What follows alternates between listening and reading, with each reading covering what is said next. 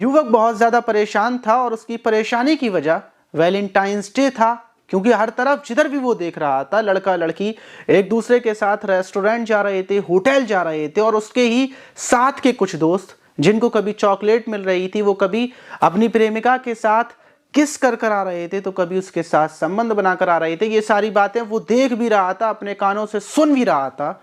उसका भी मन था कि वो किसी लड़की के साथ संबंध बनाए, किसी लड़की को प्यार करे, लेकिन उसकी कोई प्रेमिका नहीं थी, कोई गर्लफ्रेंड नहीं थी, और इसीलिए वो 5,000 रुपये देकर एक लड़की को ओयो होटल में लेकर पहुंचता है, उससे संबंध बनाने के लिए, अपनी तमन्नाओं को पूरा करने के लिए।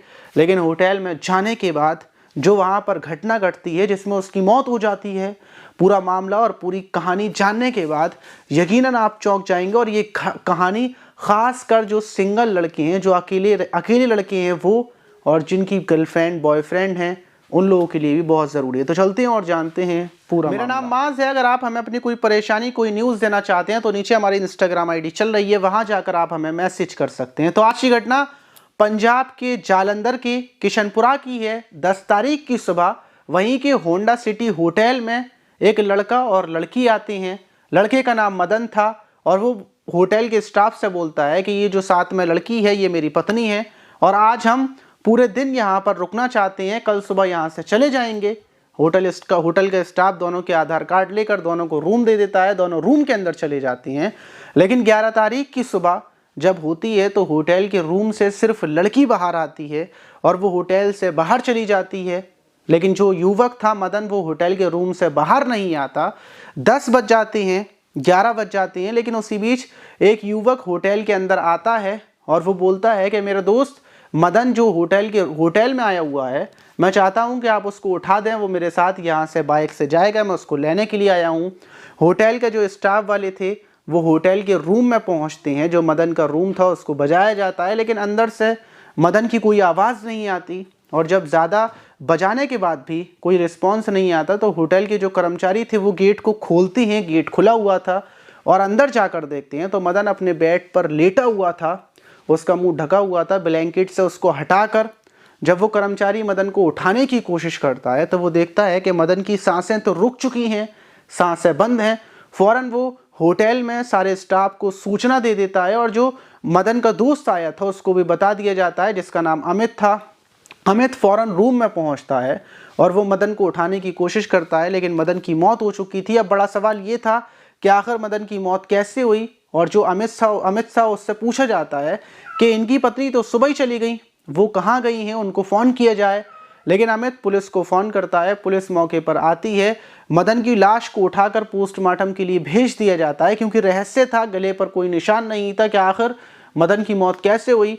लेकिन पुलिस जब अमित से पूछताछ करती है कि तुम्हारा दोस्त यहाँ पर कैसे आया, वो लड़की कौन थी, वो इसकी पत्नी तो नहीं थी, अगर पत्नी होती तो फ़ौरन वापस आती।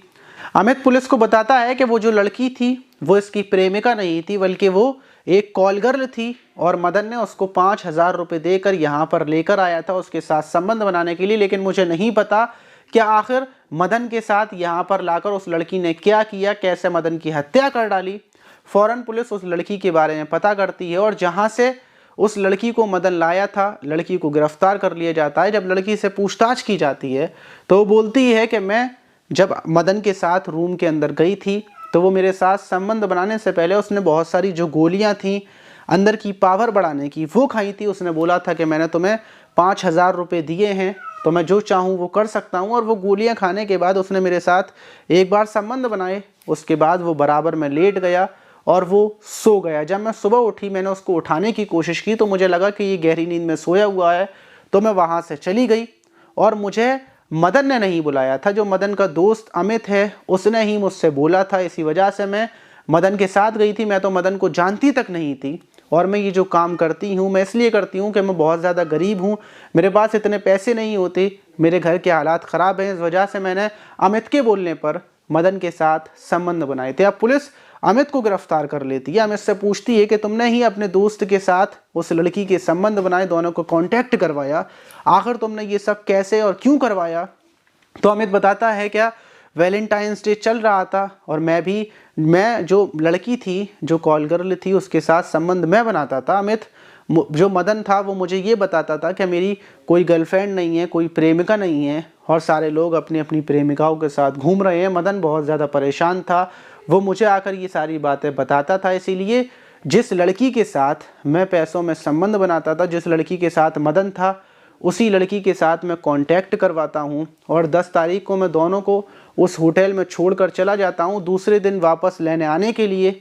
लेकिन उसके बाद मदन की मौत हुई है और मदन ने मुझसे बोला था, इस वजह से मैंने उसके संबंध बनाए थे। ये पुलिस जानने के बाद फ़ौरन वहाँ जो तहकीकात थी, पोस्टमार्टम रिपोर्ट जब आती है तो उसमें पता चलता है कि जो मदन ने अंदर की उत्तेजना बढ़ाने वाली गोलियां खाई थी, उसकी ओवरडोज की वजह से, उसका दिल का दौरा पड़ने की वजह से उसकी मौत हो गई।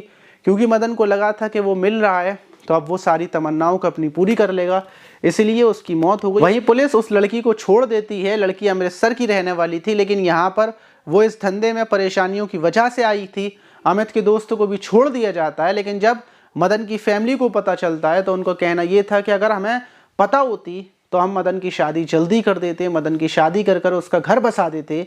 लेकिन जो मदन की मौत हुई उसमें मेन वजह यही थी कि जो इंसान देखता है, जो चहलकदमी देखता है कि लड़का लड़की एक दूसरे के साथ घूम रहे हैं, वही उसका मन होता है, वो भी चाहता है कि मैं भी किसी लड़की के साथ घूमूं। और इसी चीज़ को पूरा करने के लिए वो अपना पैसा, वक्त, सारी चीज़ों को बर्बाद कर देता है। और वैसा ही मदन ने किया। मदन ने अपनी जान से हाथ धो बैठे। तो इसीलिए इस घटना से ये सीखने को मिलता है कि आप जो चीज़ें देखते हैं उनको करने की तमन्ना ना करें, और अगर आप इन चीज़ों को करते भी हैं तो कोई गोलियां और ऐसी चीज़ों को ना खाएं जिससे आपकी जान को ख़तरा हो सकता है। आप इस घटना से क्या सीखे या फिर क्या बोलना चाहिए, कमेंट बॉक्स में ज़रूर बताइएगा। मिलते हैं किसी और वीडियो में।